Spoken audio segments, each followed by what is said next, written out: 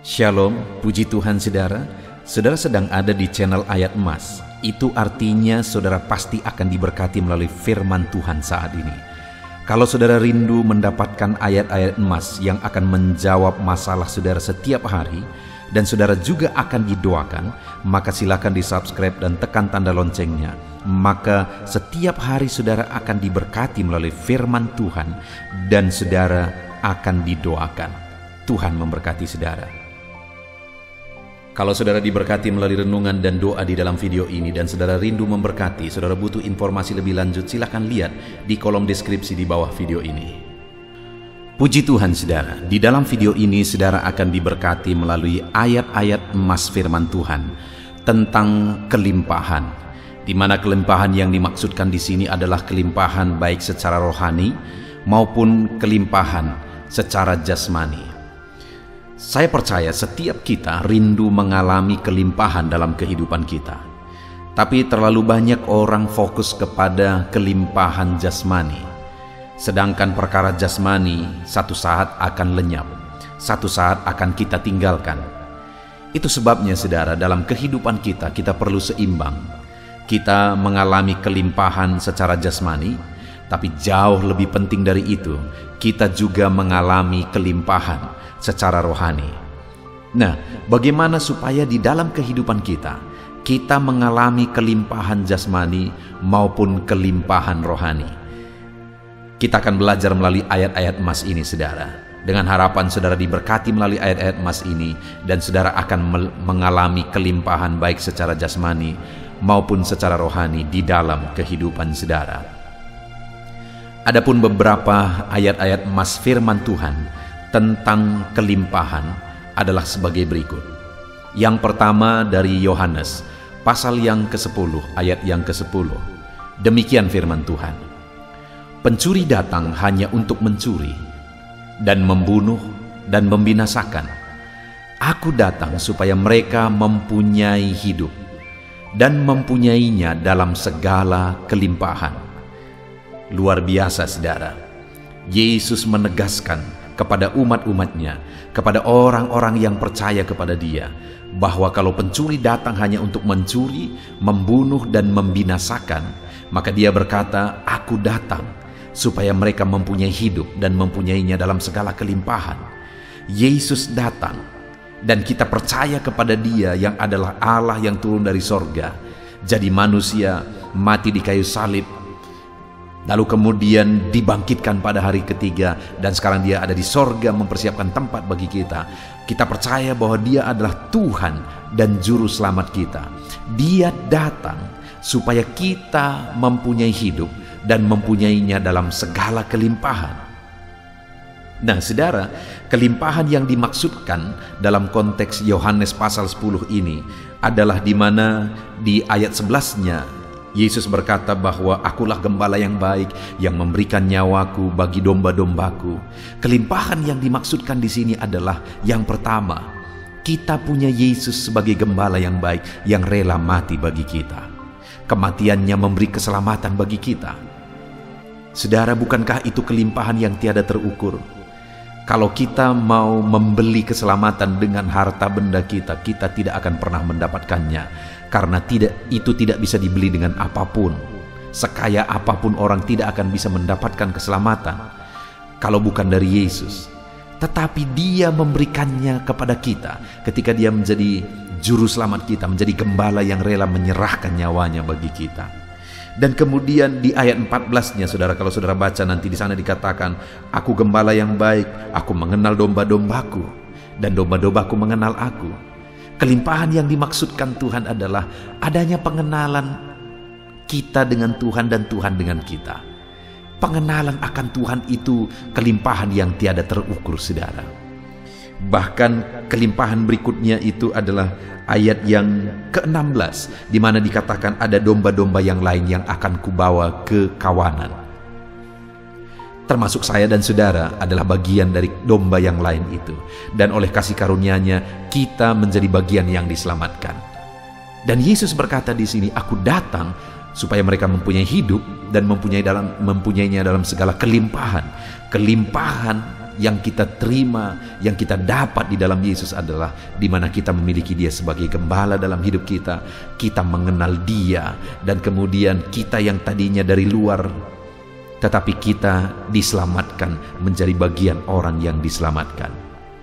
Jadi hari ini kelimpahan yang harus saudara miliki adalah keselamatan dalam Yesus, di mana saudara menjadikan Dia sebagai gembala saudara, di mana saudara mengenal Dia sebagai juru selamat saudara, di mana saudara mengalami keselamatan di dalam Dia yang adalah keselamatan. Itu kelimpahan yang paling utama saudara. Lalu ayat emas berikutnya tentang kelimpahan adalah dari Yeremia pasal 31 ayat yang ke-14. Demikian firman Tuhan.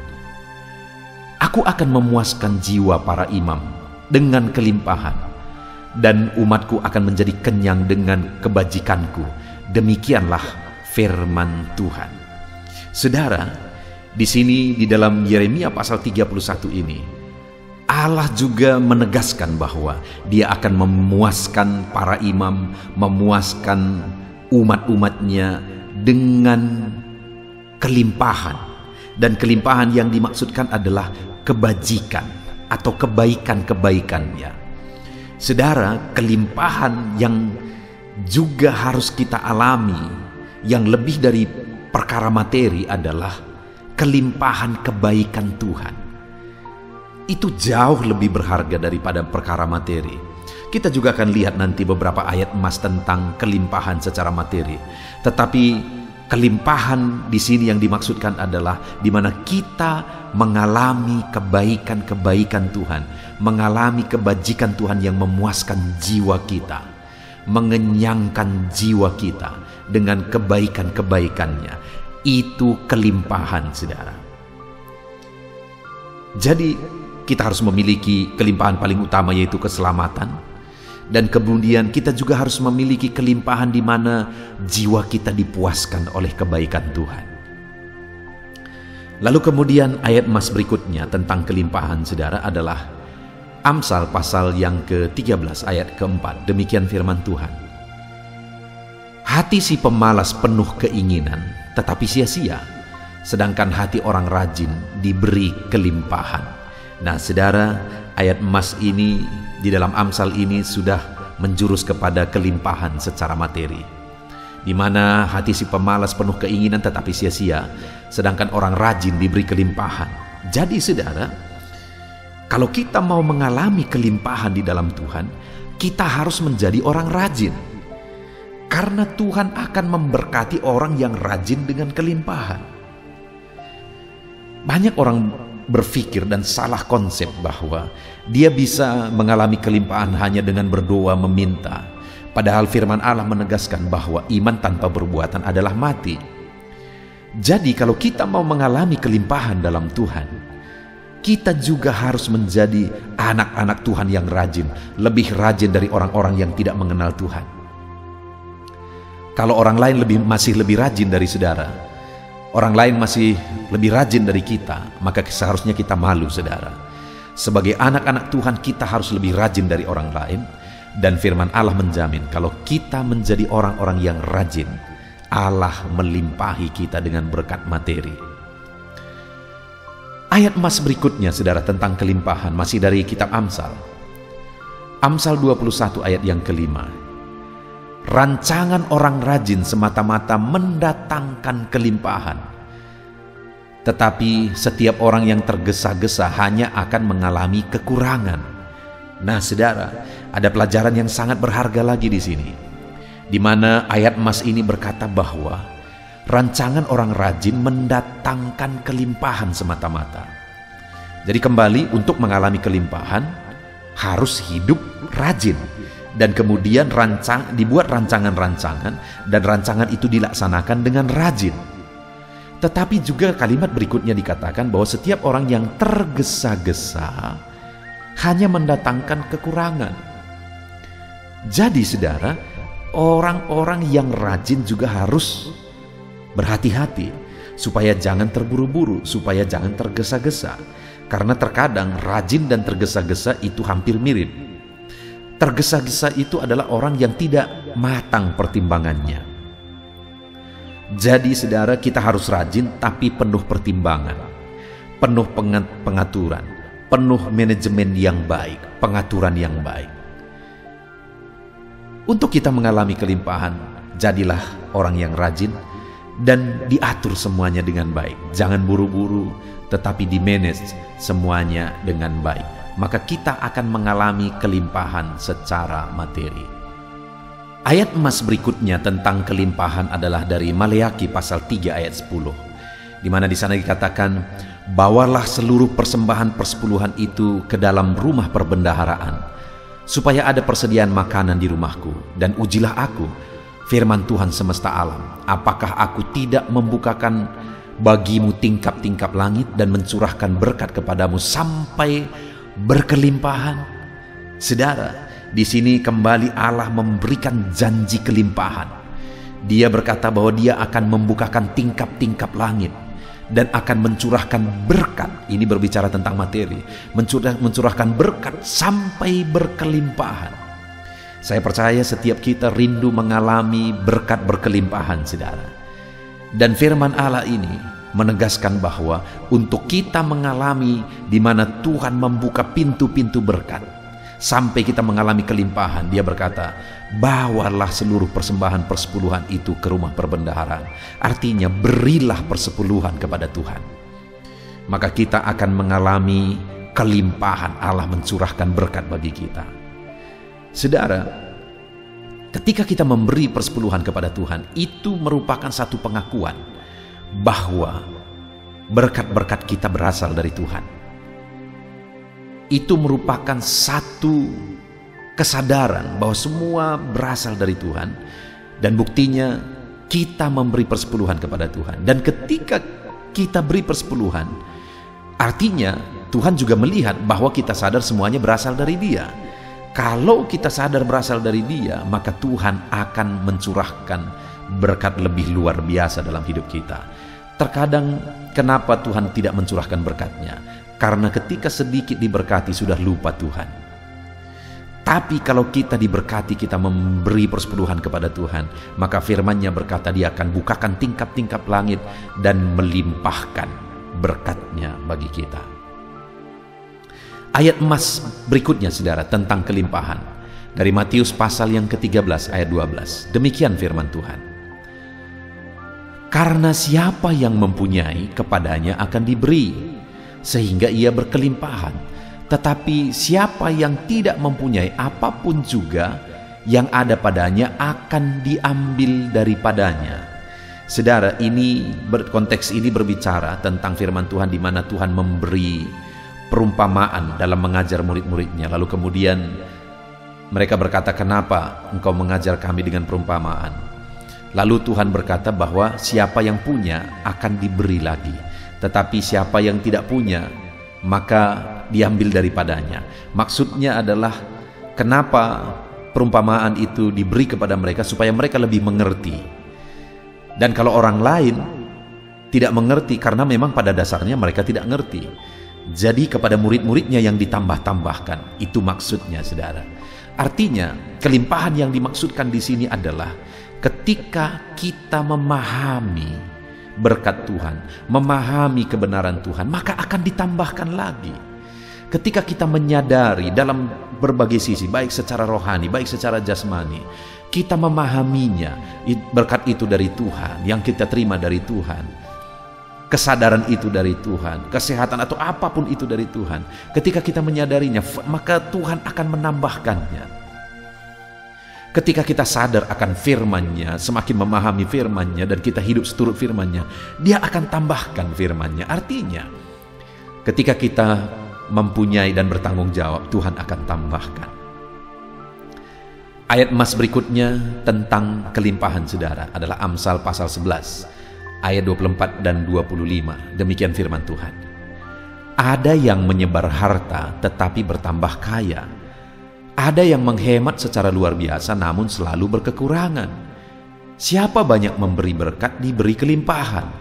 Siapa yang memberi minum, ia sendiri akan diberi minum. Saudara, ada prinsip kebenaran firman Tuhan di sini yang diajarkan adalah bahwa kalau kita rindu mengalami kelimpahan, maka jadilah pribadi-pribadi yang suka memberi, suka berbagi, suka menolong, suka memberi berkat. Karena orang yang banyak memberi akan diberi kelimpahan. Jadi dalam kehidupan kita, kalau kita rindu mengalami kelimpahan, jangan menjadi orang kikir, jangan menjadi orang egois yang hanya berpikir kepada diri kita sendiri. Tetapi hendaklah kita berpikir kalau Tuhan yang memberkati kita, berilah untuk Tuhan, kembalikan milik Tuhan. Berilah untuk pekerjaan Tuhan, untuk mengembangkan pekerjaan Tuhan. Dan kemudian jadilah juga berkat bagi orang lain. Maka kita akan mengalami kelimpahan, karena orang yang memberi banyak akan diberi banyak. Ayat emas yang terakhir saudara tentang kelimpahan adalah dari Matius pasal 25 ayat 29. Demikian firman Tuhan. Karena setiap orang yang mempunyai, kepadanya akan diberi, sehingga ia berkelimpahan. Tetapi siapa yang tidak mempunyai, apapun juga yang ada padanya akan diambil daripadanya. Konteks dari firman Tuhan ini saudara adalah di mana ada yang diberi 5 talenta, ada yang beri 2 talenta dan 1 talenta. Yang diberi 5 talenta bertanggung jawab, yang diberi 2 talenta juga bertanggung jawab. Sehingga apa yang ada pada mereka ditambahkan. Khususnya yang diberi 5 talenta saudara. Ketika yang 1 talenta tidak bertanggung jawab, maka yang talenta yang dia punya diambil lalu diberi kepada yang punya 5 talenta. Artinya apa di sini saudara? Kalau kita rindu mengalami kelimpahan, di mana setelah berlimpah pun dilimpahkan Tuhan lagi, di mana yang tadi saudara diberi 5 talenta, membuahkan hasil 5 talenta. Bayangkan sudah 10 talenta. Yang 5 talenta tadi pun udah karunia kepada dia. Kemudian hasil yang 5 talenta itu pun merupakan satu berkat yang luar biasa bagi dia. Kemudian yang 1 talenta pun diambil, dikasih lagi kepada dia. Sekali lagi saudara, prinsipnya di sini adalah orang yang bertanggung jawab terhadap berkat Tuhan akan ditambahkan, dilimpahkan, ditambahkan, dilimpahkan, dan ditambahkan, dan dilimpahkan. Itu artinya saudara, mari kita bertanggung jawab atas berkat dan kelimpahan yang Tuhan beri bagi kita. Puji Tuhan saudara, sungguh kita bersyukur buat firman Tuhan, ayat-ayat emas firman Tuhan. Biarlah ayat-ayat emas firman Tuhan ini membangkitkan iman saudara untuk mengalami kelimpahan dalam Tuhan, baik secara rohani maupun secara jasmani. Alami kelimpahan dalam kehidupan saudara. Biarlah berkatnya berlimpah di dalam kehidupan saudara. Tercurahlah kelimpahan secara rohani, tercurahlah kelimpahan secara jasmani dalam hidup saudara. Puji Tuhan saudara. Saya akan berdoa supaya saudara mengalami kelimpahan di dalam kehidupan saudara. Ambil sikap berdoa, mari kita berdoa. Terima kasih Bapa di sorga, saat ini Tuhan kami sungguh bersyukur buat firman-Mu yang telah kami renungkan. Ayat-ayat emas firman Tuhan tentang kelimpahan. Bapa yang baik, kami rindu mengalami kelimpahan di dalam kehidupan kami. Biarlah janji-janji firman-Mu digenapi dalam hidup kami, sehingga kami mengalami kelimpahan. Bapa di sorga, hamba berdoa bagi setiap anak-anak-Mu yang mendengarkan ayat-ayat emas firman Tuhan ini. Biar mereka mengalami kelimpahan dalam hidup mereka, baik secara rohani maupun secara jasmani. Berkati anak-anak-Mu Tuhan, limpahkan kehidupan mereka. Dalam nama Tuhan Yesus Kristus, tercurah kelimpahan Tuhan dalam hidup anak-anak-Mu. Dalam nama Yesus kami berdoa. Haleluya. Amin. Puji Tuhan saudara. Tentu saja saudara sudah diberkati melalui ayat-ayat firman Tuhan dan doa. Tuhan kiranya terus memberkati saudara. Dan bagi saudara yang belum mensubscribe, silakan disubscribe dan tekan tanda loncengnya. Tuhan kiranya memberkati setiap saudara. Shalom. Kalau saudara diberkati melalui renungan dan doa di dalam video ini dan saudara rindu memberkati, saudara butuh informasi lebih lanjut, silakan lihat di kolom deskripsi di bawah video ini.